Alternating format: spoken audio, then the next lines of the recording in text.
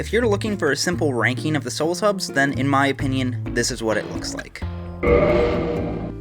However, I'm not here to simply just rank these hubs. I could have done that in one image. In fact, I just did. Rather, I want us to examine what makes these hubs so good. While I rank Majula and Dark Souls 3 Firelink Shrine at the bottom of the list for the series, I would still say they are two of the best hubs I have ever experienced in any game. Hubs in games have the potential to be the most memorable and expressive part of any game, and no series has proven that more thoroughly than the Souls games. In a lot of ways, every game in the Souls series can be summed up by their hubs. From tone to design to the characters that inhabit them, each area serves as a microcosm of what makes all of these games tick. Souls hubs have two settings, a de facto level select a la Mario 64, or a proper overworld that connects to late game locations that are locked off to later, a la Metroid Prime. But since they are so drastically different in design and purpose, it will probably be most beneficial and practical for us to look at them individually and figure out what makes both of these kinds of hubs work. First, there's the Nexus, which stands as the first attempt at Mario 64 style level select. The biggest problem these kind of hubs run is feeling claustrophobic and of not feeling comforting. These kinds of hubs more than any other are your home, and just as in real life, it should feel nice to be at home. The Nexus pulled this off brilliantly. You rely on the Nexus for nearly everything you need to do, from leveling up to buying spells to learning the basics about the world you're inhabiting, which makes it feel incredibly comforting. However, it never feels claustrophobic for two reasons. One is its sheer size. Of all the level select hubs, the Nexus is by far the biggest. While this does hamper its usability somewhat, its size lends to it simply not feeling like a prison. Secondly, the way it manages characters. The characters here are simply happy to see another living soul and will encourage you throughout your journey.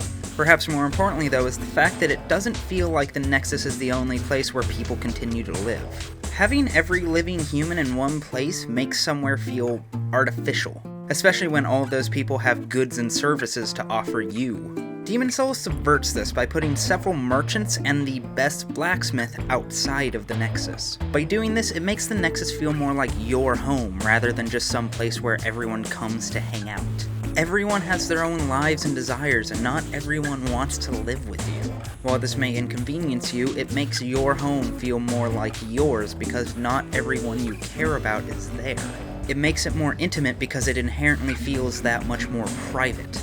All of this leads to the Nexus feeling comforting, without it feeling as though it was crafted to serve your needs. You know, much like a real home. On the other side of the spectrum, there's Firelink Shrine. Wait, there are two Firelink Shrines in the Soul series. We'll call this one Firelink Classic. Firelink Classic falls into the Metroidvania tradition of world hubs. It exists in the main game while immediately opening up to several other areas early on.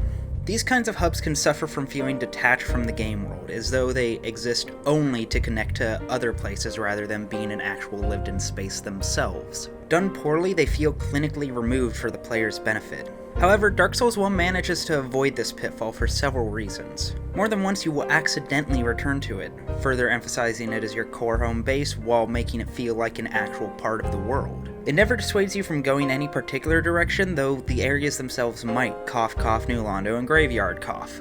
Meanwhile, the NPC design follows much the same direction Demon Souls did. While Firelink Classic might be your home, it's definitely not your mall. None of the blacksmiths are ever moving in here. You have to come to them. And even then, the merchants and characters who do reside here will come and go at their leisure rather than at your convenience. You aren't their world. You're just a factor in it.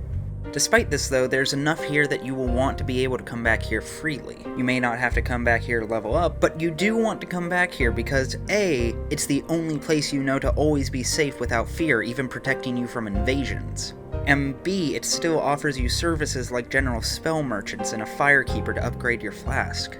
You have less reason to come back to this hub than any other in the series, but the reasons you have to come back are so exciting and meaningful that it makes every moment you spend here memorable. This is an instance of less being more. This all leads to Firelink Classic feeling like a hub that's essential, but not mandatory. Next is Majula, and this is where we begin to see the hubs deteriorate to a degree. First off, one thing I want to make absolutely clear is that Majula is beautiful.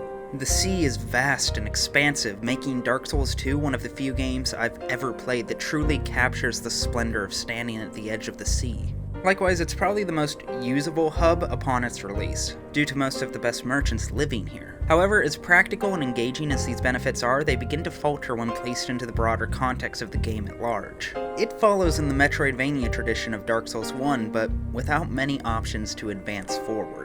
One path is completely closed off, another will outright kill you without the proper equipment, and a third is placed so far away that you may not notice it while first finding the hub. In spite of this, I found the doorway to the path I was supposed to take to be exceptionally hard to notice on my first playthrough, as it was hidden behind some brick that, at a distance, looked like scenery. I admit, this may just be a failure on my part, but I feel it still speaks to a failure on the part of the hub designers. When it comes to the NPCs, it doesn't fare much better. All but a small handful of merchants will inevitably call Majula home, and of that handful of merchants, only one is truly useful if you're not using a specialized build. Even then, the characters who have pre-established relationships in the town fail to interact with each other. The most infamous example is Chloanne, the daughter of the blacksmith who spends the entire game wondering if the man 10 feet from her is her dad, while he expresses his relief that his daughter has finally returned home. As a result, Majula feels more like it exists for your benefit rather than for the characters that inhabit it, and that brings with it a feeling of the uncanny. That uncanniness makes Majula feel artificial, which makes it feel alien and frankly, video gamey. It reminds you that this is a designed work rather than a world that you inhabit. Next is the Hunter's Dream. This is the first hub to follow in Demon Souls' tradition of detached level select hubs, and while it succeeds in the area's charisma, the area itself feels decidedly oppressive. The Hunter's Dream feels welcoming. The doll is brimming with personality, always eager to greet you, and, frankly, pretty cute. The dream is filled with bright, pleasing colors, especially in contrast to the rest of the game's palette, though several odd and uncanny things keep it in the Lovecraftian atmosphere that Bloodborne loves so much. The Hunter's Workshop at a glance looks like it could be your home, with its small but classical architecture. Even for all of its quirks, it's picturesque, a weird oasis in an even weirder world. However, it also feels incredibly cramped. There's a lot to do, but you do it with very little. This is the only hub in the entire franchise where no one comes and goes. From beginning to end, it's just you, Gehrman, the messengers, and the doll. This does a really solid job of selling the narrative idea that whoever's hosting the Hunter's Dream is trapped here, but from an end player perspective, it makes it a little hard to find it enjoyable to spend time here. Being in the dream, by its nature, feels incredibly lonely. No one who's here, including you, wants to be here. It's very telling that one of the game's endings is the ability to never have to return here. Once again, I grasp that this is kind of the point of this area, which is why I still appreciate it. However, this ultimately leads to the player having nowhere to call home. A quality that, for want of a better term, feels distinctly un-Soulsian. Finally, we have Dark Souls 3's Firelink Shrine, which shall hereafter be referred to as Firelink Neo. Oddly, this hub falls into the approach of Demon Souls and Bloodborne's hubs. If the Hunter's Dream feels cramped but lovable, then Firelink Neo suffers from the exact opposite problem of feeling large and lived in, but lacking in personality. There's a lot to do in Firelink Neo. The area has entire subquests that begin and end in its tower. The area is so large that this may be the only hub in the series where you actually discover things in the course of engaging with it, including characters that were entirely missable. On the flip side, however, the hub feels very clinical. The artistic design is frankly generic, especially from a Souls perspective. Crumbling ancient shrine towers crafted out of cold, cracked stone are a dime a dozen in the Souls chronology. It feels flavorless, as though it's been crafted this way because this is what a Souls hub is supposed to be. It also banks decidedly on nostalgia, and that's reflected in the NPCs that are present. First off, we can't overlook that this hub is supposed to be a reincarnation of a previous hub. This isn't helped by the fact that two of the NPCs present here from the very beginning are from previous games. From the very start, you find a large number of characters eager to help you, as though they'd been waiting the entire time just for you.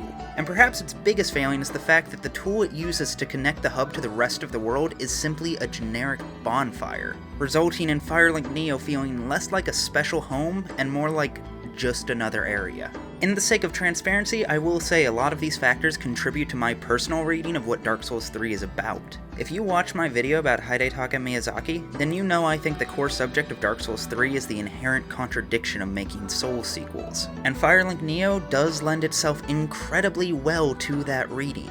However, much like with the Hunter's Dream, a hub contributing to an overarching message doesn't inherently make that hub enjoyable. Even taking into account the reasons I think Firelink Neo is the way that it is, doesn't mean that Firelink Neo isn't lacking in a kind of charisma needed to make it shine. But this doesn't mean I don't love Firelink Shrine, or Majula, or all of the Souls hubs.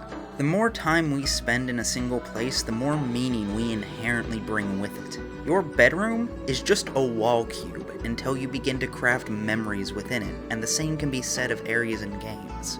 There's nothing inherently special about the Starship Phoenix in Ratchet & Clank Up Your Arsenal. It's just a generic spaceship. But I've spent so much time there that it's come to represent the game itself for me, and, by extension, how much joy that game has given me over the years. And the Souls games are no different. These places have, in a lot of ways, been my home for years. Setting foot in one always brings memories flooding back. Even when they feel a little artificial and a bit plain, they comfort me. Because the Souls games comfort me. Sometimes we all need a second home we can go to. And the Souls games have been more than gracious enough to provide me with that time and time again.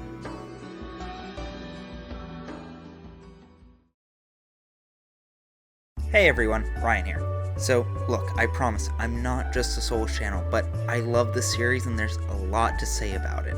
Back when I was working on the Completing the Souls series video, this was one of the sections that got way out of hand. But I promise this is going to be the second last video I plan to make about the Souls games for a while. And sorry for being late again. Next week we will definitely be on time. Also, extra content coming in the near future. You're all great. Peace.